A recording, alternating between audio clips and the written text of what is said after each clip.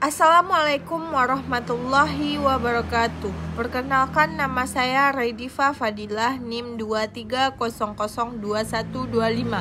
Pada kesempatan kali ini saya akan membahas tentang komunikasi publik.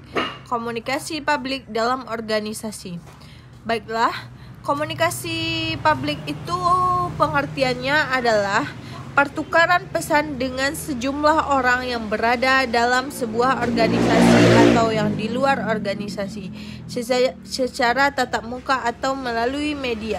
Tipe komunikasi publik ini sebagai monologikal karena hanya seseorang yang biasanya terlibat dalam mengirimkan pesan kepada publik. Kualitas yang membedakan komunikasi organisasi publik ini dengan komunikasi interpersonal dan komunikasi kelompok kecil adalah yang pertama, komunikasi publik berorientasi kepada si pembicara atau sumber. Sedangkan pada komunikasi interpersonal dan kelompok kecil terdapat hubungan timbal balik di antara si pembicara dengan si penerima yang terlibat. Pada komunikasi organisasi publik, si pembicara mendominasi hubungan. Yang kedua, pada komunikasi publik melibatkan sejumlah besar penerima tetap. Pada komunikasi interpersonal biasanya hanya 2 orang dan komunikasi kelompok kecil tidak lebih dari 5-7 orang penerima. Yang ketiga yaitu pada komunikasi publik kurang terdapat interaksi antara si pembicara dengan pendengar. Hal ini menjadikan kurangnya interaksi secara langsung antara si penerima dengan si pendengar, lebih-lebih bila pendengarnya makin banyak. Yang keempat yaitu bahasa yang digunakan dalam komunikasi publik lebih umum supaya dapat dipahami oleh pendengar. Yang kedua yaitu materinya tentang tujuan komunikasi publik. Tujuan umum dari komunikasi publik terutama sekali adalah untuk memberikan informasi pada sejumlah besar orang mengenai organisasi, misalnya mengenai aktivitas-aktivitas organisasi dan hasil produksi organisasi.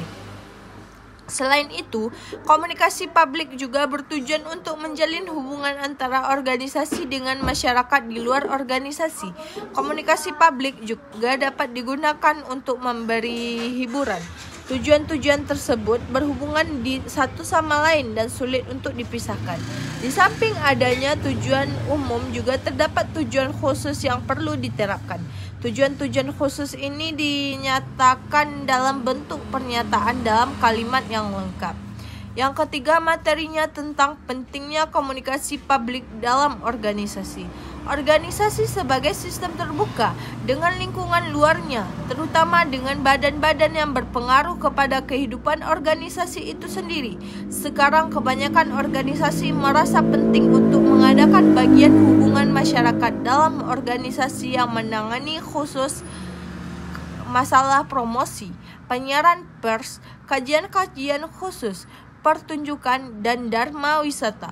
Kebanyakan organisasi telah menyadari pentingnya komunikasi publik ini dan telah mempunyai program-program khusus untuk itu. Hal ini dapat kita lihat dengan banyaknya sekarang kita jumpai berbagai media yang digunakan untuk itu, seperti brosur, majalah, surat-surat edaran, CCTV, dan poster. Yang keempat yaitu tipe komunikasi publik dalam organisasi. Bentuk presentasi komunikasi organisasi publik secara garis besarnya dapat dibedakan atas 2 kategori, yaitu yang bersifat pemberian informasi dan mencari komitmen. Presentasi yang bersifat pemberian informasi dapat dibedakan menjadi yang pertama, presentasi orientasi. Presentasi ini disengaja diberikan kepada pegawai-pegawai baru dalam organisasi untuk memperkenalkan mereka dengan lingkungan kerja yang baru. Presentasi ini merupakan satu seri komunikasi tertulis dan lisan yang menyangkut berbagai hal yang perlu diketahui oleh anggota organisasi. Yang kedua yaitu presentasi untuk latihan pekerjaan tertentu. Bila sejumlah anggota organisasi diberi jabatan baru, mereka mesti dilatih untuk pekerjaan itu oleh pelatih melalui beberapa bentuk komunikasi lisan, memperlihatkan bagaimana melakukan suatu merupakan topik yang paling umum dari presentasi jabatan. Di samping itu juga diberi kesempatan untuk berdialog antara pelatih dan yang dilatih. Dan yang ketiga yaitu laporan status. Tiap-tiap subunit organisasi haruslah menyampaikan informasi tentang apa yang mereka lakukan. Ini dilakukan untuk memudahkan dalam pemberian laporan status subunit masing-masing. Laporan status biasanya mengalir menurut garis komando dalam organisasi. Tiap-tiap supervisor melakukan statusnya masing-masing kepada atasannya, namun kadang laporan itu mengalir horizontal kepada unit atau subunit bila dirasa perlu. Laporan status kadang disertai dengan memorandum dan laporan produksi. Laporan mungkin diberikan secara teratur dan juga terkadang-kadang dapat diberikan secara informal. Yang keempat yaitu rapat-rapat umum. Kadang-kadang pemimpin merasa perlu mengadakan rapat umum beserta seluruh karyawannya.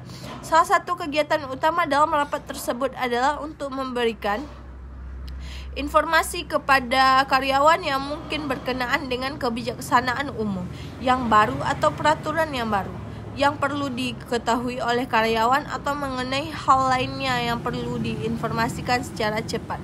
Bentuk kedua dari komunikasi publik dalam organisasi ini adalah untuk mencari komitmen. Komunikasi ini dimaksudkan untuk mempengaruhi pendengar melalui informasi yang diberikan. Beberapa tipe dari presentasi ini adalah: yang pertama, presentasi permasalahan. Tipe yang paling nyata dari presentasi untuk mencari komitmen adalah presentasi yang dilakukan oleh seorang bagian pemasaran yang mencoba meyakinkan orang lain tentang hasil produksi atau pelayanan organisasinya, atau presentasi yang diberikan oleh seseorang pemimpin mengenai rencana baru yang dilakukannya dan mencari pemberian dana untuk itu. Yang kedua yaitu presentasi memotivasi. Bila presentasi yang diberikan untuk mempengaruhi orang agar mau bekerja keras atau meningkatkan produksi, maka presentasi itu dinamakan memotivasi. Presentasi ini dapat langsung diberikan secara tatap muka, dapat juga melalui media tertentu seperti koran atau brosur. Yang ketiga yaitu presentasi penerimaan karyawan baru atau mahasiswa. Presentasi ini dilakukan secara tertulis yang menjelaskan syarat-syarat diperlukan bagi calon-calon yang dibutuhkan.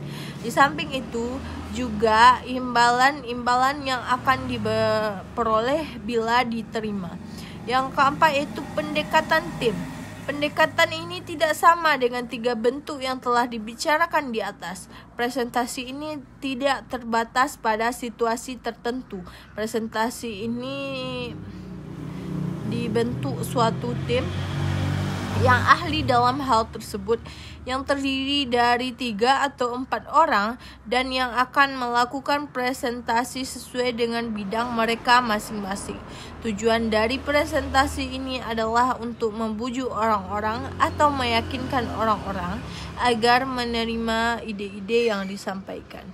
Baiklah, hanya itu materi dari saya tentang komunikasi publik dalam organisasi. Sekian dari saya. Assalamualaikum warahmatullahi wabarakatuh.